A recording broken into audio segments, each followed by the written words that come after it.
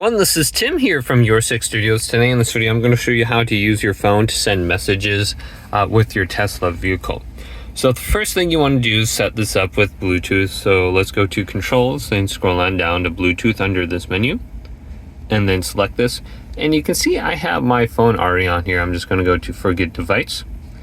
Now go to Bluetooth and go to Start Searching, and you want to start scanning for nearby devices. So I got my phone right here, and I want to go on down from the top right, and we can find Bluetooth under here. If not, let's just go to Settings.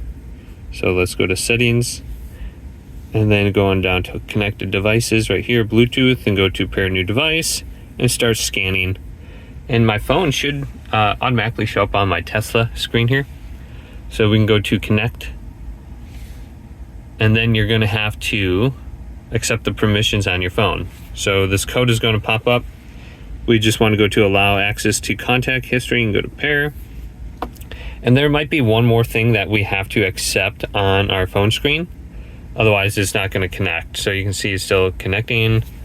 So there might be something that pops up here in a moment where you just have to click Allow. Okay, it looks like it's actually allowing it right now. So we want to make this, we can make it a priority device, but we want to sync our messages. And then we should be able to send messages. Now, this phone's not connected to anything, so it's not going to, it's not going to work with messages. So I'm going to connect to my Google Pixel phone. And now we can go back over to the messages. So we can just tap on our messages right here. And it's not going to show any like previous messages, only new messages that come in. So we can send messages if we go to this voice option right here. And then we just have to say their name. So let's try it out. Send a message to Bryce Pie. Okay. Hey Bryce, how's it going today? Softball was fun last night. Then let's send it. Okay, so I pressed that in.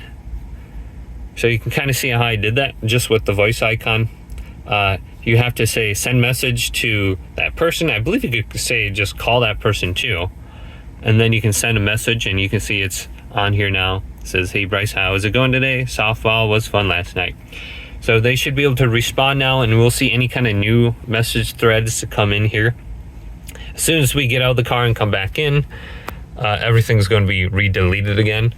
So it's only new ones when you're in the vehicle. And then, yeah, everything's going to be deleted after that. But hopefully this video did indeed help you out.